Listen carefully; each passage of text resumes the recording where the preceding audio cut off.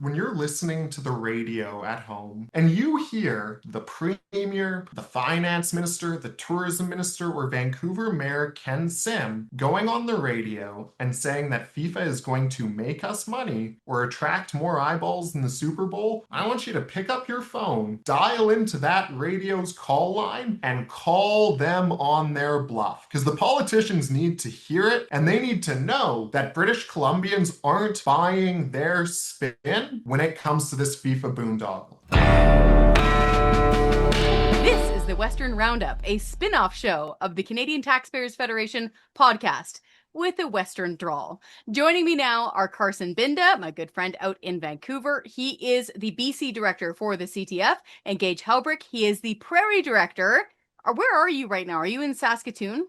I am back in Saskatoon. We were in Regina for a great tax fighter event last night, but Yes. now I'm back in town. So, Okay, you get to tell us about that in a second because it involved former Saskatchewan Premier Brad Wall and the carbon tax and all sort of awesomeness. I actually saw a picture on X of Quick Dick McDick taking a picture with Franco. I'm super jealous I was not at that event. Okay, we got a lot to go over here from a Western perspective on how taxpayers are getting screwed this week. First off, if you haven't done so yet, make sure you like this video and share it with people who need to know. Okay, Carson, you people like soccer out there, or you like soccer out there. I don't know what the first thing is, but there's something going on there with FIFA and it's involving taxpayers' money. And I'm going to try to not pick on you about liking soccer. Go. Yeah, Kris, and it's not just folks in Vancouver that need to be ready to pony up next summer when FIFA comes to town. It is folks across Canada. Yep, even if you don't live in Vancouver and won't ever go to BC Place Stadium, where just 7 of the FIFA World Cup games are being held next summer, FIFA's still coming, shaking you upside down and stealing all your lunch money. That's right. So FIFA is coming to play 7 games in Vancouver and 6 games in Toronto next summer as part of this broader World Cup that Canada is co-hosting with the United States and Mexico. But, and this is a big but, you guys, those soccer games, oh, they are not coming cheap. Here in BC, to host 7 of them, we're looking at a price tag of $624 million. The folks over in Ontario, they're looking at $380 million to host 6 of these soccer games. So, Kris, what I want to do is talk about a lot of the misconceptions I hear from our friends in the media and taxpayers when it comes to these soccer games. So, one of the first things I hear when we talk about this is, well, won't it make money?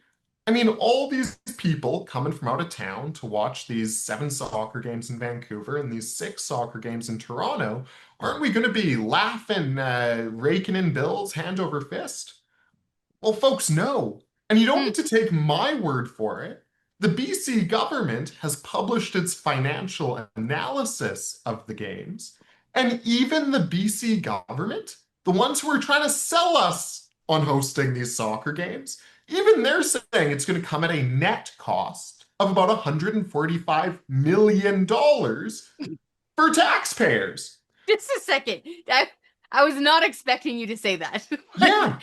I was expecting you to say, oh, the government says it's going to put a chicken in every pot and just blow smoke up everybody's butt, like they always do. But even the Mhm. government is saying this is going to come at a net cost?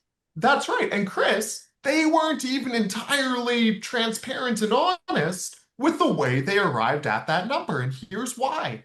They included a lot of taxpayer money, so taxes they're taking from British Columbians in this analysis.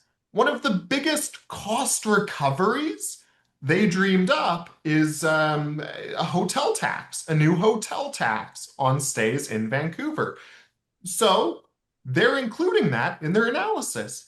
It's not in the green for taxpayers, or it's not money that taxpayers are making when it's money that's still coming from taxpayers, well, Carson, I right? think that's a good point too, actually. You reminded me when you said about people staying in hotels in Vancouver. Of course, Mhm. British Columbians and Ontarians are getting hosed the most on this, but there's also a bunch of federal money, right, going towards these games. So taxpayers in Saskatchewan, Manitoba, and Alberta are going to be paying for them as well. But if I wanted to go as a guy who likes soccer, I got to drive 32 hours to get to Vancouver to do it, but I don't have a say in paying for it or not, and the chances of me going are slim to none. So that's also a nuts proposition. There's not even the option of me really going to the games anyways.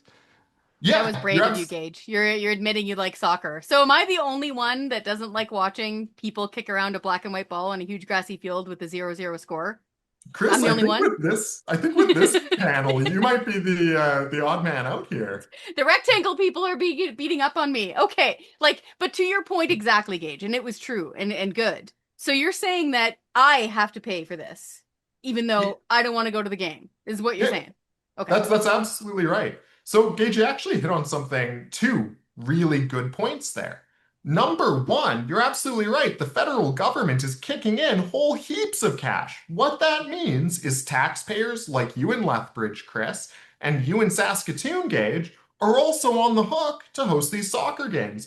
Let's look at these financials here. The federal government is giving Vancouver $116 million to pay for this tournament. It's also shelling over 104 million to the city of Toronto to host these soccer games. So it doesn't matter where in the country you are paying for these soccer games.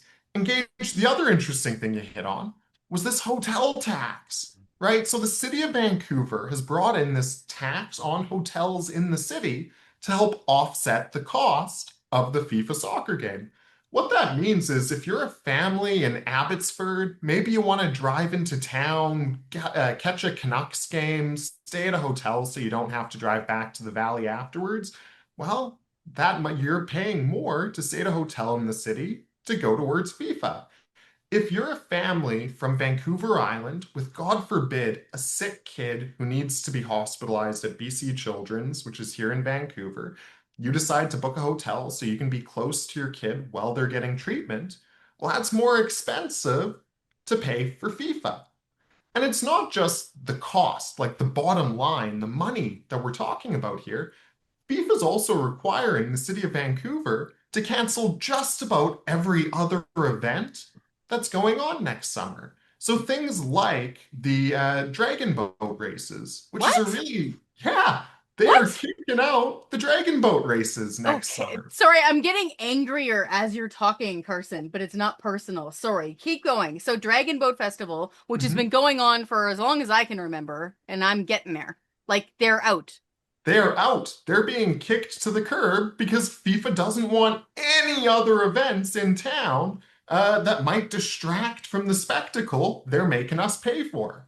The BC Lions. The BC Lions are getting kicked out of BC Place next summer. They're going to have to go up to the Okanagan and play out there because FIFA doesn't want the Lions in town at the same time as them. Oh, So you've got all these outside of the costs, the financial, which again is going to cost taxpayers about $145 million if you trust the government's estimates. There's also all these cultural costs. Like our city is losing out on free events like the dragon boat races, um, like all the fun of the BC Lions because of FIFA.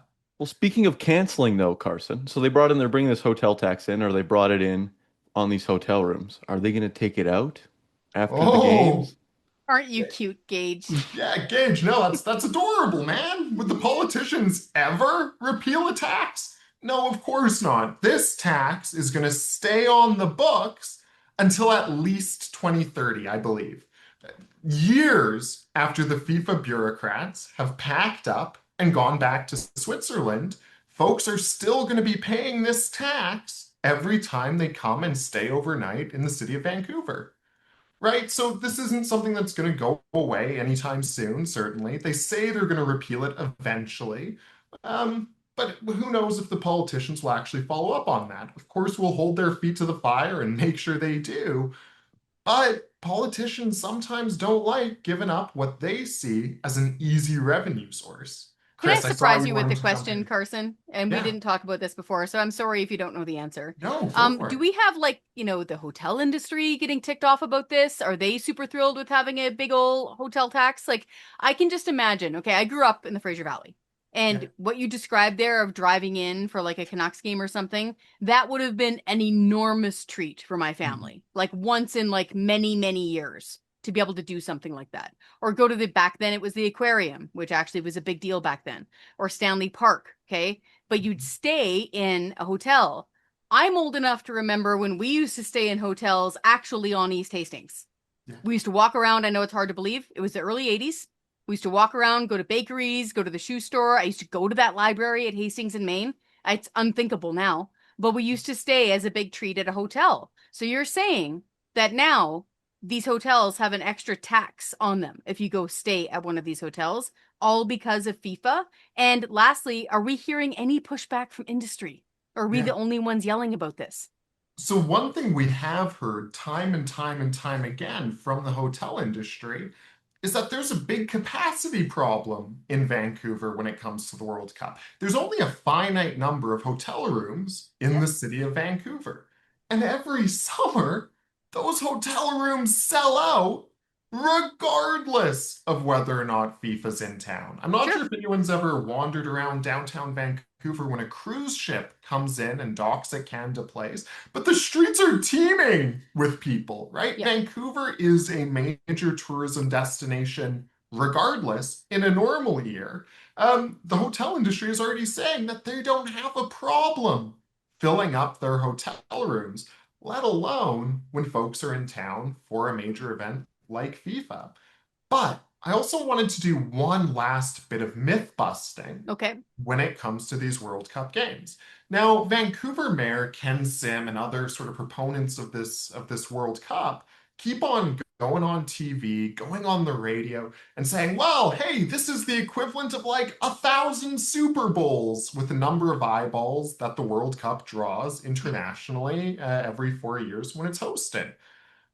Other people talk about events like the Olympics. They talk about Expo 86 and how big those were for the city of Vancouver. Well, folks, I've got some bad news. This is nothing like the Olympics or nothing like Expo 86. Those events, we hosted the full thing, right? Opening ceremony right through to closing ceremony of the Winter Olympics was in Vancouver or British Columbia. Some stuff was in Whistler, some stuff was in Richmond, but it was all here in the Lower Mainland. Expo 86 was all here in Vancouver. Yep. For the FIFA World Cup, we're hosting about 6% of the games. We're only hosting 6% of the tournament. And Wild. none of the finals. I don't even think we're hosting any of the semifinals. What So, sorry, Gage. Yeah, jump in. I think that's a good point too. As a soccer fan, I think we can say we're a little bit unbiased on this one, that we're not just saying we don't like the sport, so therefore it shouldn't be played. What's an important note as well is that the games that are going to be played in Vancouver aren't the games that people are tuning in to watch for the World Cup, right? Yeah. It's going to be teams that aren't good. They're not the world famous national teams that are playing at this one. It's not going to be the huge draw. It's not going to be England versus Portugal. It's not going to be Spain versus Germany, right? So I think that's an important point there that you're hitting on as well. That it's not like you're getting the stellar games either of the 6%. You're getting kind of the bottom of the heap to not offend anyone who's fans of those countries, but it's kind of how the facts bear out. Yeah, Yeah, you're absolutely. not to tease you more, honestly. So you're saying then, so I know Brazil is a really big deal when it comes to soccer. England's a really big deal. Germany. Gage, are you saying that we aren't getting those games? Like we're getting more of like, the third rung or whatever you would call it in soccer? Like if Carson correct me if I'm wrong, but that's kind of how it seems when they're lining up the groups. We're not going to get the huge teams because obviously it even makes sense that those teams are going to go play in the 80,000 seat stadiums in the States, right? Like I'm pretty sure the stadium in Toronto fits around 25, 30, and then BC Place is a little bit bigger than that, right? But it's not the same thing as Mercedes-Benz in Atlanta, right? It's not fitting those 40,000 extra people.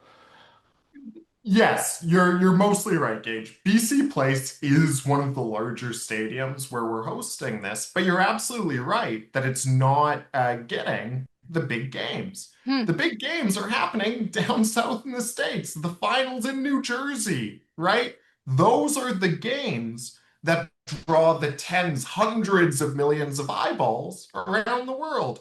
It's not the group stage games that are going to be played in BC Place We only have one Team Canada game, even at BC Place. The vast majority of these are going to be like Gabon versus Ecuador.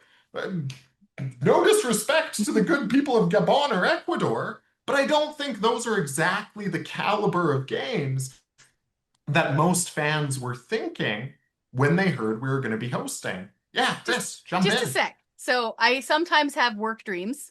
So Yeah. this might have been a work dream, but I remember you, Carson, telling us quite a while ago, aren't taxpayers on the hook for some fancy entryway or suite or a muckety muck place for fancy people to watch the games at? So doesn't that mean that we're Yeah. getting the A-list games? Like, I'm confused now. Well, Chris, so we're not getting the A-list games, but we're paying the A-list prices to host. Let me Okay. walk you through some of the demands that FIFA has imposed on Vancouver and British Columbia. The province owns the stadium where these games are being held. They wanted a new VIP entrance into the stadium. They've already built for FIFA brand new VIP boxes at the stadium. You know, the type of infrastructure British Columbians were just jonesing for.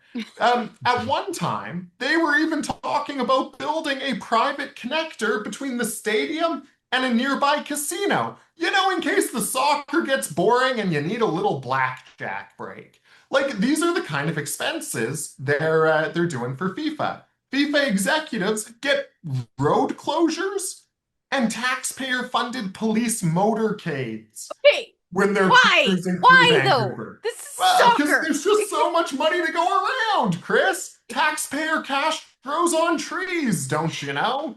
Like, these are the types of things they're asking for. But let me tell you the most ridiculous spending that's going on for these World Cup games here in Vancouver. Fine. Right now, BC Place, our big provincially owned stadium, has an artificial turf field. And that artificial turf has worked well. The BC Lions play there every summer.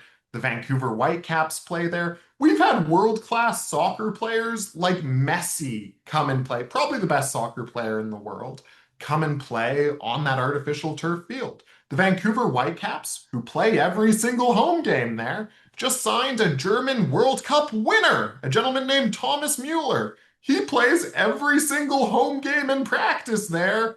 Haven't heard any complaints yet. FIFA doesn't like our fake grass. They don't like our artificial turf. So they are requiring that BC taxpayers pay for that artificial turf to be cut out, rolled up, removed, taken to the dump, an entirely new hydraulic sort of system installed in BC Place, real grass planted, grown, stays there for the games. But here's the kicker. Then they're going to remove that real grass and get new artificial turf to put down. So we are literally paying to grow a field of real grass only to tear it up a few weeks later. And Chris, you were talking about when you were younger, living in BC, hanging out at the library on Hmm. Hastings in Maine. Folks, if you don't know Vancouver, Hastings in Maine is it's the epicenter of the real tragedies that go on in our province, Yeah. right? When you see images of folks struggling with addiction, living on the streets, suffering, we're talking about true human suffering. That's all within a few block radius of Maine and Hastings. And every dollar, every dime that the province, the federal government, and the city of Vancouver is wasting bringing in real grass for a few weeks only to tear it up, building new VIP stadiums, giving police escorts and road closures to Swiss soccer executives. It's money that's not going towards helping those folks. It's money that's not going towards priorities and core services that could help the people living on the streets on Hastings and Maine. It's money that's not going towards cutting taxes so we can build more affordable homes or keep more money in families and small businesses' pockets. Like this kind of spending means that those folks aren't getting the support they need. Yeah, it's Businesses aren't getting the tax cuts they need. Families aren't getting more money in their pockets. this kind of waste, it has real consequences for our city, for our province, and for the taxpayers from coast to coast to coast who are paying for it. Amen. I couldn't say it better, man. Quite often when we're going after the government for wasting money and we're saying you need to be accountable, people who aren't aware of this level of waste often say things like, "Oh, well, we need the government." And we'll say, "What do we need government for?" And they'll often say things like, "To help people who are exactly in the situation you just described," or for things like being better at policing our neighborhoods and making sure that things are safe. And I'll tell you, the last thing Vancouver cops want to be doing is escorting some Swiss soccer playing executive. Like that's just not a good use of taxpayers' resources. Very well done, Carson, on this. Before we move on to different topics, I'm so mad about this actually. What can people do who are listening to this who are in BC? Like, is this just a situation where they phone the mayor or they phone their MLA or they say, you know what, not in my name. I think this is bull feathers that you're spending my money on this. Yeah, here's something I would encourage our folks at home listening to do. When you're listening to the radio at home, whether it's your favorite talk radio station on CFAX 1070, CKNW, or any of the other stations across the province, and you hear the premier, the finance minister, the tourism minister, or Vancouver Mayor Ken Sim going on the radio and saying that FIFA is going to make us money or attract more eyeballs in the Super Bowl, I want you to pick up your phone, dial into that radio's call line, and call them on their bluff. Because the politicians need to hear it, and they need to know that British Columbians aren't buying their spin when it comes to this FIFA boondoggle. Even according to the province's own estimates, it's going to cost us $145 million. We're not hosting the whole game. It's not going to be as big as the Olympics or Expo. This is a big waste of money that taxpayers can't afford. Very well said, Carson. Thank you for covering this. And yeah, good idea to call into Mike Smith's show. Light them up. Light up the phone numbers. Gage, did you want to jump in on this, on what's happening there in Saskatchewan? I hope I'm not telling tales out of school, but I've noticed that you're a little bit tanned. And I think you've been somewhere a little bit sunnier. So you've been away for a little while. Now that you're back in rectangle land, what are you guys keeping an eye on out there? Yeah, for sure. So I just got back this week from a trip to the Philippines. So I was gone for a while. If people were wondering why there wasn't as much taxpayer stuff going on in Saskatchewan and Manitoba, it was a little bit hard to keep tabs on stuff with a 14-hour time difference. So apologize to the dear taxpayers. However, when I got back, we went down to Regina to give out our Tax Fighter Award. So that's an award that the CTF gives out to citizens, politicians, journalists, people who have made a difference who aren't working for the CTF in the fight for lower taxes, less waste, and accountable government. So yesterday we ended up giving the award to former Saskatchewan Premier Brad Wall for a really simple thing, fighting the carbon tax. Now, most people right now might say, well, yeah, but everybody was fighting the carbon tax. But that wasn't so a couple of years ago, right? When Trudeau first announced the carbon tax back in 2016, the only people who said it was a bad idea, it was going to cost people money and do nothing to save the environment, were the Canadian Taxpayers Federation and Brad Wall and the Saskatchewan government. So he got that award because he started the fight with the CTF, worked for it the whole time, and eventually, when everyone and their dog was against the consumer carbon tax, it was finally gone. So we honored him with that award to kind of show that it's great to see people fighting those taxes when they start, and that helps to get everyone else on board as well. That is awesome. I will say, our good friend and captain of our team, Franco Terrazzano, wrote this great book, Axing the Tax.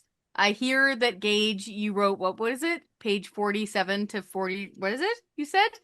Oh, I'm not, remember, I've got a friend, I You worked on often Franco. rattles it off Yeah, me that and you Franco helped. worked together on, I helped Franco with a lot of the research on that, but he did most of the heavy lifting in his book and it's great, but I was happy to help out with where I could. It is great. And the reason why I'm bringing it up is for two reasons. One, you're absolutely right. For a long time, it was just the Canadian Taxpayers Federation and the government of then Premier of Saskatchewan, Brad Wall, fighting it. And Brad Wall endorses the book on the front here. He says, a well-told story of how Canadians were sold a high-risk tax that could never do what was promised. Amen. So what I find funny is that we're pushing and pushing and pushing to get rid of the carbon tax. And the Liberal government under Prime Minister Justin Trudeau, they're calling us climate deniers, and they're saying you want to burn down the world if you just want to take your kids on a road trip. All sorts of nonsense, like absolute nonsense. And tax fighters, we beat them at every point. We beat them saying that this is just a huge tax grab. We beat them pointing out that emissions just kept on going up, even though they had this big carbon tax. And then the crack in the dam happened when the maritime provinces said, hey, wait a minute, we don't want to be paying the carbon tax on our home heating oil. And then the members of parliament within the Liberal caucus said, what's going on here? We're not putting up with this. That's when things started to really fray. And that is why now we aren't currently paying a consumer carbon tax. So really big deal. I'm really glad that we gave that award out to Premier Wall. Can I rant about the teacher strike for a second here in Alberta? Please. Tell us nothing more. I would love nothing more. So as of tape time, this is what's going on. This might change by the time this is out. But as of right now, we've got 700,000 students out of school. That is because, according to the Alberta Teachers Association, 51,000 teachers are on strike.